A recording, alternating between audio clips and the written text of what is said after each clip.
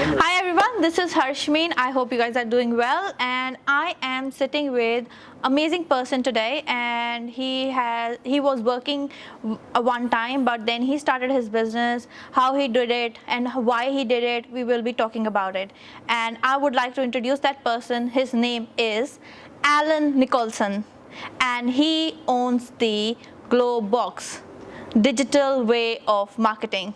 So here we are with Allan. Hi Allan, how are you? Good, thank you. How are you? Good, good. I thank you first of all for the opportunity to interview you, because That's okay. it's amazing thing to tell people how one of our local people did this and how they did it and how they start the business. You're a star. You're a hero. Oh, no, I'm not, but I have lots of heroes that I look up and to. for me, I'll say you are my hero, and Thank you. all the people who are listening to you at the moment, you will be a hero for them. Right. Just because it's not an easy thing, you know. People say, "Oh, how did you do it?" Like overnight, you come success, and they will be like, "How did you? Oh, you were already like that, and this and that." But nobody knows the behind story. So, first of all, I would like to know, who is Allan? No business, nothing. Who is Allan as a person?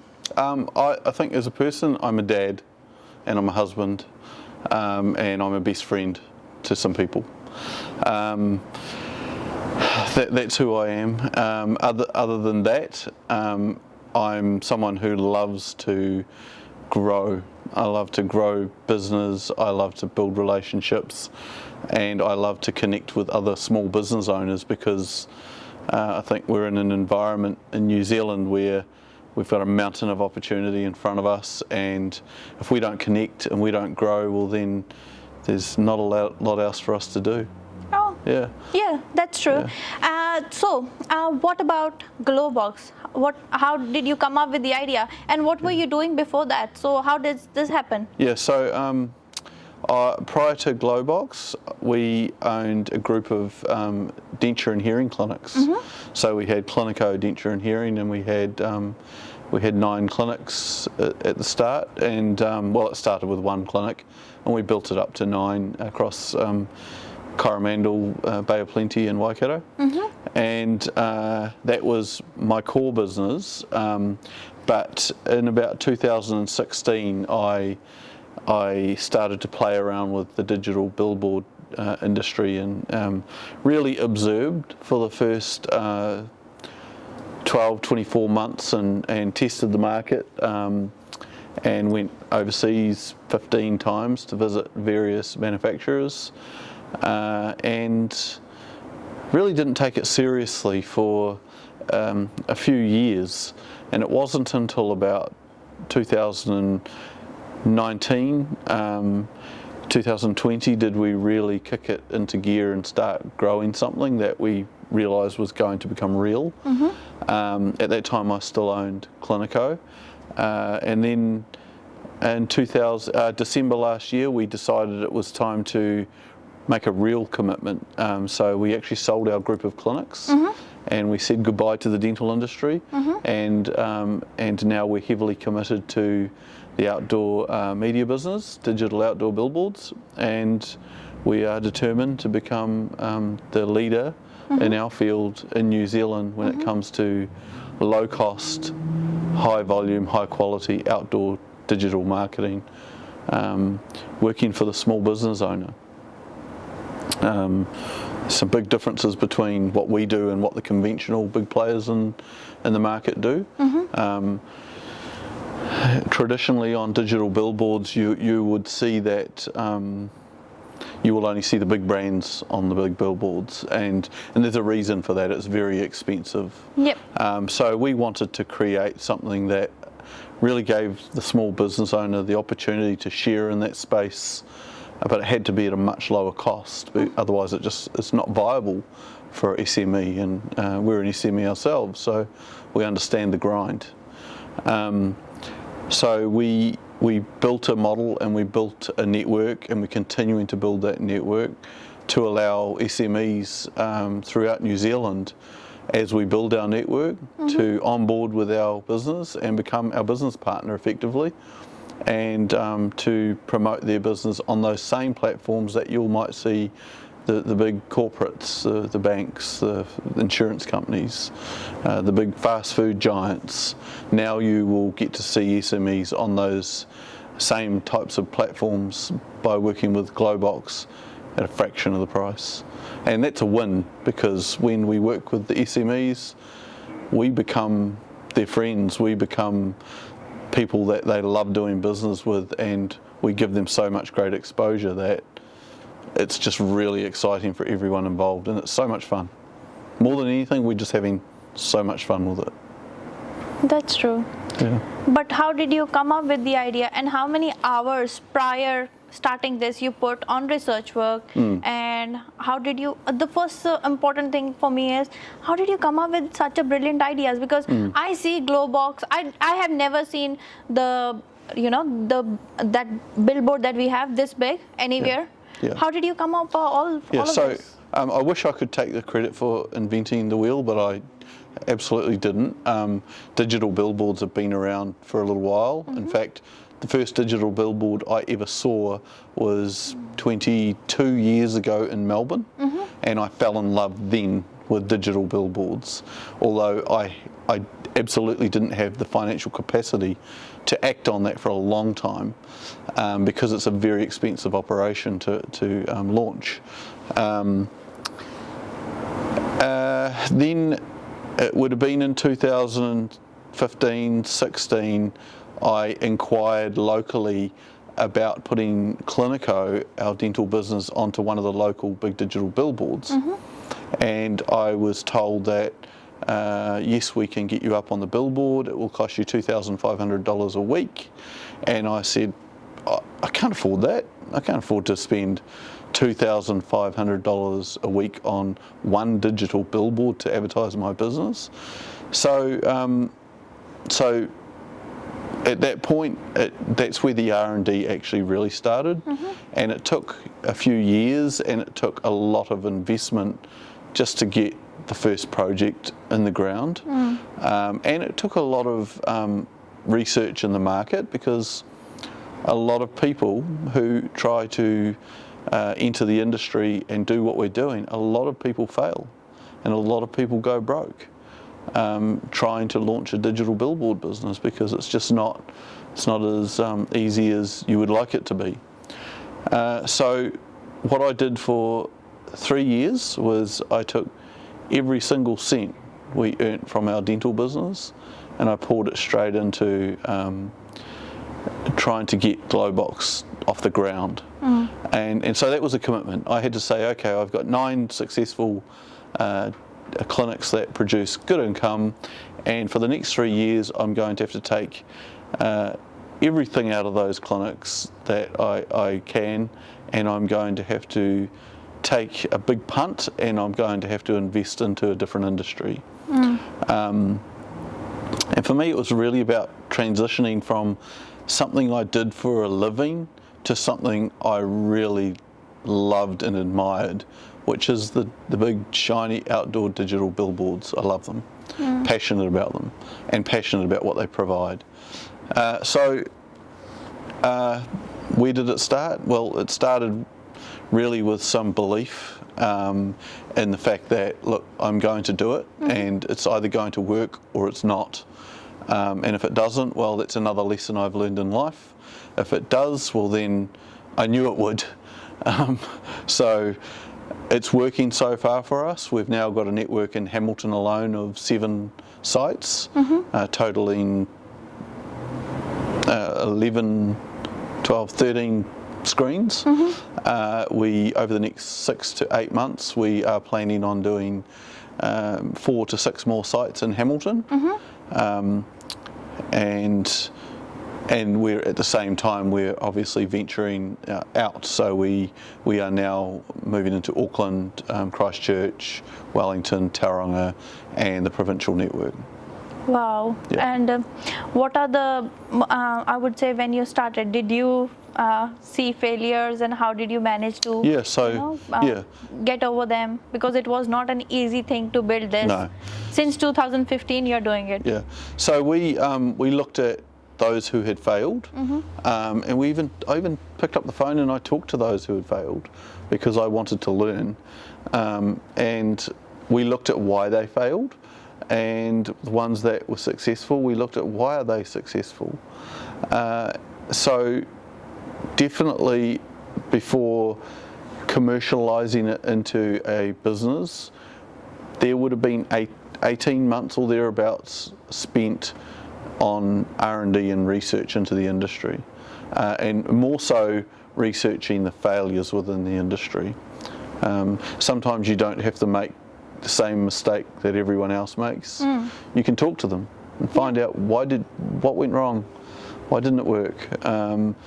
I've made enough mistakes in the past in business to know that perhaps it's a good idea to talk to other people that have failed and find out why they failed, and use that as learnings along with everything else, and take advice from people that do a lot more business than I do, and try and surround ourselves with the right people in order to move in the right direction. Yeah. And I see your office, it's amazing. What are your plans related to your office, and when did you plan your office? Because I know there used to be some car company here, and how did you come up with this idea? Yeah, so our office is something that's been in construction for, well, I think we were standing around the site a year ago. We loved the concept design of what was going to be built here, and we really jumped in early and we customised it. We've invested a lot into the fit out of our new offices. It's really going to be the beating heart of Globox as a business, and it's, you know, I think for a business like ours, it's important to be in amongst the action and to see activity, and that's why I chose to set our office up on a busy intersection where we can just look out the window and see life moving at pace, which is important to us. And also to be able to sit in our office and see one of our own billboards straight across the road. Again, I love billboards, so I can sit there all day long and look at our billboards. So it was a perfect position. I call it, when we go out to the other side of the office and have a look through that angle, I call it podium position, because it's exactly what it is. And I'm in the driver's seat of building something that will lead in our industry. Yeah, and what are your plans related to the office? Are you going to help the business owners to use it or anywhere? Yeah, so the office is designed to cater for a team of people doing a great job within Globox and helping our business owners.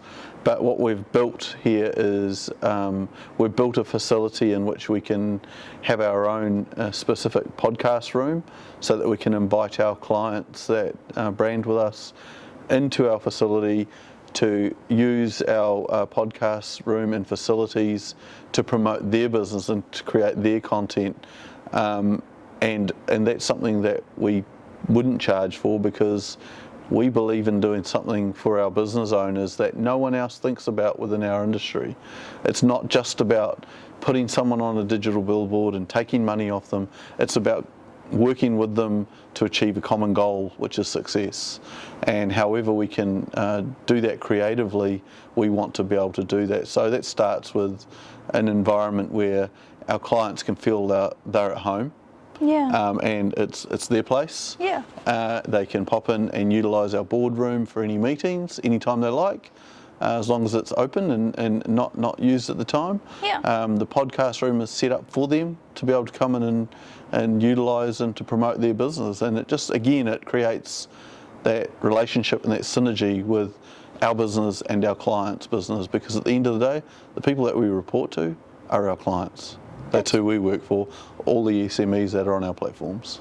That's so true. That's so true. And they can use the podcast room for free. Absolutely. And I see you got lights here as well. Is it for shooting as well? Yep. So we've set up full production lights in here so that our clients can also come in and create their own YouTube content within our office. And we can create our own YouTube content in conjunction with our clients, talking about business, talking about why we fail, why we succeed, how can we help each other as small business owners to succeed in a competitive environment, no matter which industry you're in. Yeah, that would be so helpful to all of the people who are listening to the video and to everyone who is partnership with you. So it's amazing. Yeah, look, it's starting a small business is it's not that difficult to start a small business.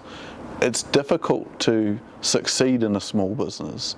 We're increasingly being surrounded in New Zealand by corporates who are dominating every part of every industry. Let's use pharmacy as an example. The pharmacy industry in New Zealand right now is struggling. Why are they struggling? Because there's international businesses moving into New Zealand offering products at a much reduced rate to the pharmacy on the corner. So pharmacies are having to get really creative about the way they price, the way the service they provide, and I don't know if you've noticed that they're becoming more and more of a service-based business, customer service, because that's one thing that we can all improve on is customer service, and understand who pays our bills, and the people that pay our bills for us are our small business owners. So as long as we understand that and we never forget that, then I think we're on the right track. But it continue to evolve in business is really important in New Zealand and anywhere, but in New Zealand we're a small environment. It's not a huge marketplace, so the importance of networking with small business owners and having that mentality of their success is our success, I think it's key. That's important. That's so true. Yeah.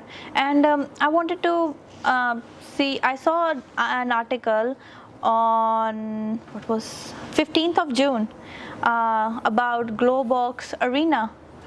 How did that happen? Right. And why did that happen? And what are your plans around that? Yeah, so we're talking about Claudelands Event Centre in Hamilton, which is actually it's a real national treasure because it's a one-of-a-kind facility where you can hold multiple types of events in one location. It's the only one of its type in New Zealand, that's for sure. Yeah. And it's a really big part of Hamilton. There are in excess of 1,000 different events that come to Hamilton every year, and some of them are really big events. And Claudelands is a huge part of housing those events.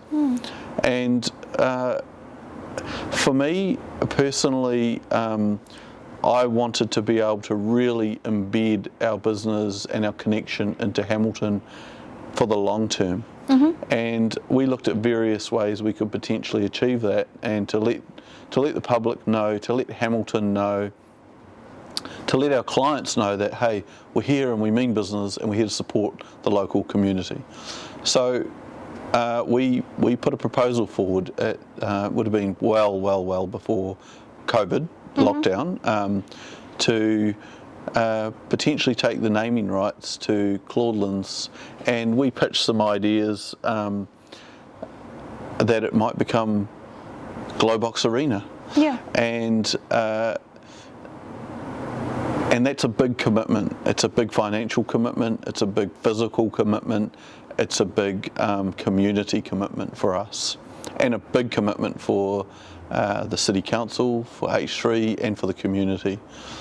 So we, after a year of proving that we were the right fit, we finally managed to get the deal, basically. Wow. And we're committed to that at least for the next 5 years, but it's 10 years, but we've got 5 years up front. Yep. And it will officially be renamed to Globox Arena in September.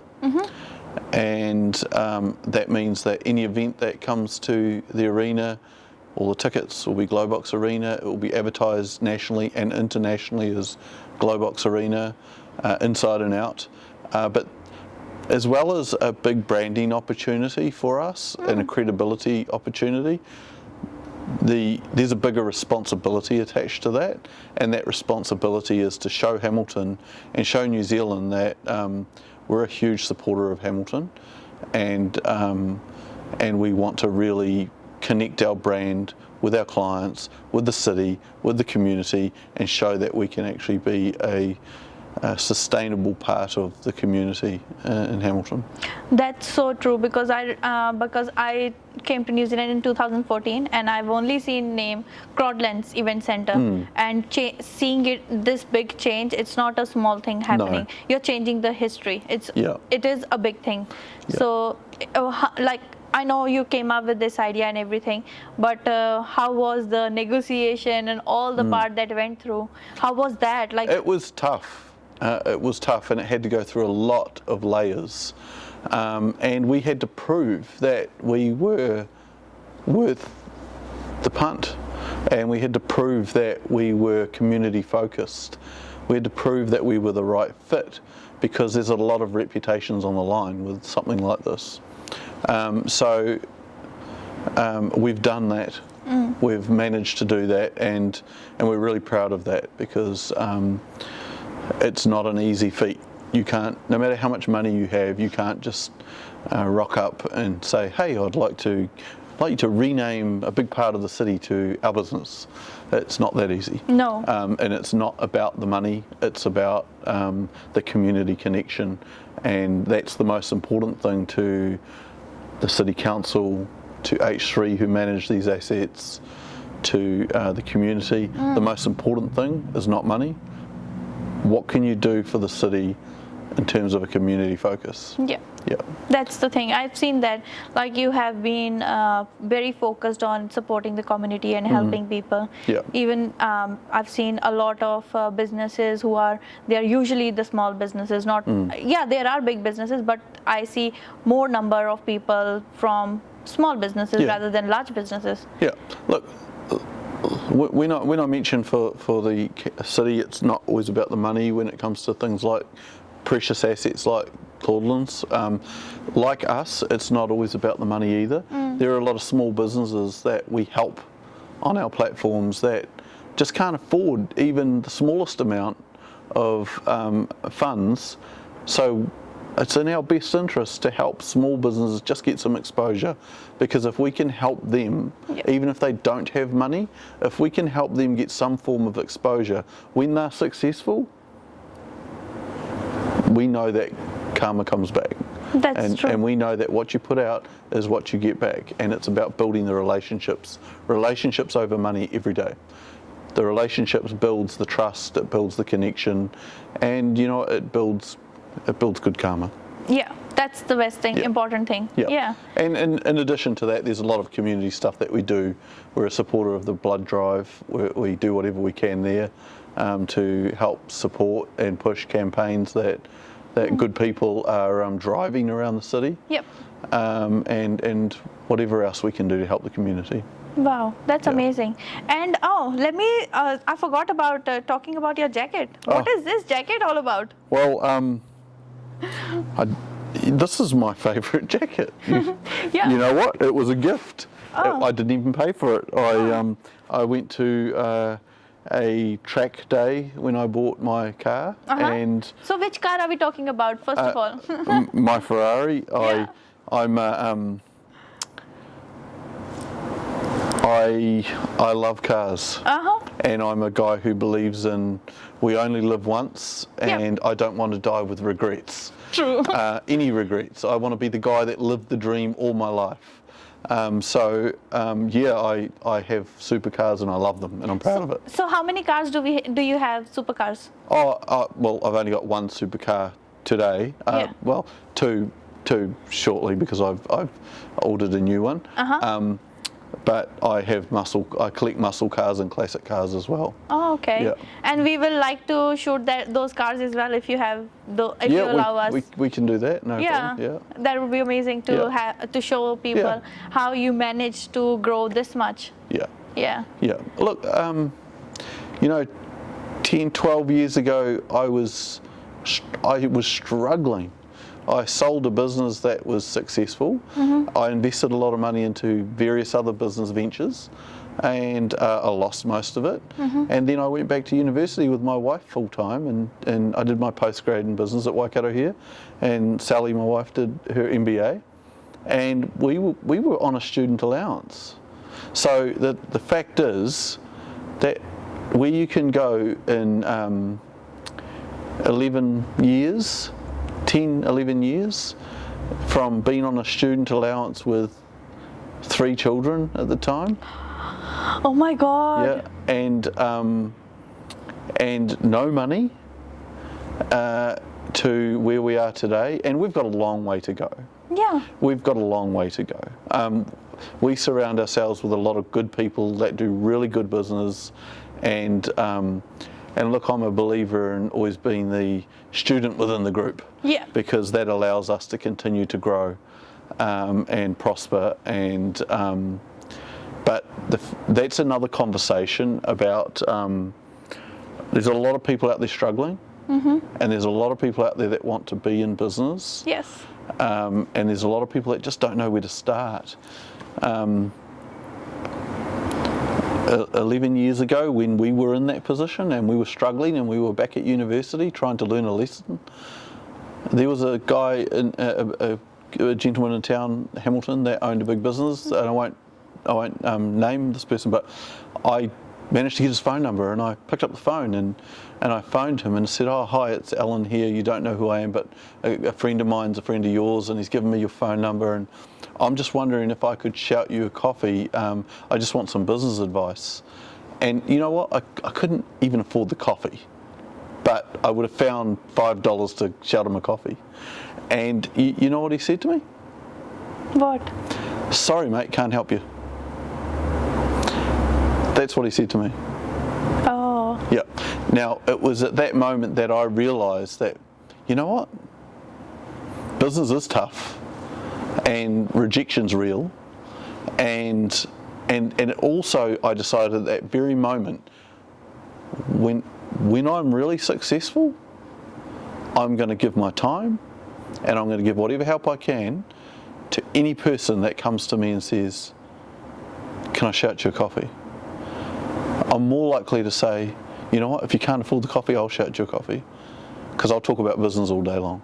Yep. And I'll help whoever needs help just to try and get on the horse, because it's not easy.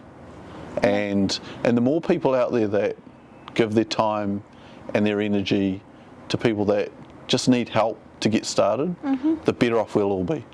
That's the thing. Yeah. Oh, you just, today I'm like so happy to interview you and discuss all of these things. Yeah. These are my points I wanted to always tell, but some people don't understand what I'm trying to do. Yeah. With all this content, it's just, they will reach out to you, they will talk to you, and this will help them create their own business, or this will help them to actually, where they are, they can actually do something better. Yeah. I'm not saying, okay, if they want to do the job, they can do it. Yeah. But at least, do it in a way where they are happy. Yeah. Look, I think it's as you build a business, and as you start to see wins, and as your clients are helping you build your business, and that's our case. Our clients help us build our business. They're so important to us. The thing is, as you have those wins in life, it's your absolute duty to help other people that are just trying to build a business. It's your duty to help them. Like, I'll never be that selfish guy that says, "Sorry, mate, can't help you," ever, because that's just not who I am. I grew up in Te Awamutu, 3 siblings, 2 hard-working parents. My parents still work, and they're in their 70s. Wow. But what I was given the drive and determination to go out there and build something. And with no head starts. So I understand that your audience potentially might be people who are in a position maybe that I was in 10 or 11 years ago. Yeah. And I understand that, and I'll keep saying it, that I know it's not easy getting started. It's not easy staying in place after you've got started. But what's really important once you get started, try and surround yourself with people that can actually help you and give you good advice. Don't take advice from people that have no good advice to give. You know, it's always good to take advice from someone that's failed in business and from someone that's succeeded in business. Yep. Lots of different advice out there to be given. But what I would recommend is that any one of your audience that just wants to talk about business, wants some advice about business.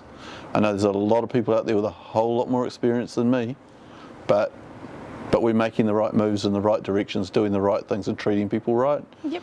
I'm always willing to give that advice, and I'm always willing to connect on social media. I will share your number as well in my YouTube and also as well as on all the mediums that we share your video, so that they can contact you as well. Yeah, that would be so helpful. Advice should always be free. Yeah. Anything that you would like to add in the end, and that is 5 takeaways from Allan. Yes, that's the part of my videos. Okay. I'll wing these. Remain humble. Listen. Just listen and take advice. Try not to be cocky. Learn to take risk. Without risk, there's no chance of success. You can't wish your way to success. No. Right? And you know what? Be prepared to work. Work hard. Work long. I was sending emails at 3 a.m. this morning, and then my 7-year-old son got me out of bed at 7 to take him to the bus stop. Oh my God. Which I love. My favourite part of the day is waking up to a big cuddle from my 7-year-old son. But the fact is, I'm still willing to stay up till 2 or 3 or 4 or 5 until the job's done, until I'm ready to go to bed to get the job done. So that's my 5th thing. Just work hard and don't think that you'll find success between 8 to 5, because you will not. You've got a whole nother day from 8 p.m. onwards. Yep. Yep. That's the thing. Yeah. Yeah. And is there a possibility we can do a giveaway from you? Yeah. What would you like to give away? I don't know. It's up to you. Okay. I've recently done doing actively now a couple of really good giveaways. I'll talk about them anyway. Yeah. But we will do one. So we're giving away 1 month of digital billboard branding on our new Mitre 10 Mega triple-sided digital billboard on Wairiri Drive. Yes. And what that provides each client, in fact the giveaway, it provides 5,500 8-second ads per week over the month. Wow. So whoever gets that giveaway prize, which we're giving away for the month of July, what they get for that is they get over 22,000 8-second ads for the month for free. Wow. And we will also do the design ad work for them for free. Wow, that's amazing. Yep. So all they have to do to get in on that is, and they don't have long because we're drawing it at the end of this month. Okay. All they have to do is go onto our Facebook page, like it and follow us. Yes. And share that giveaway, which is on our Facebook page. Share it to their Facebook page. Perfect. Easy. Yep. Yeah. And while they're at it, go onto our Instagram page and follow us there. Yeah, perfect. Yep. Can do. Yep. And what can we do for our audience? For your audience? Yes.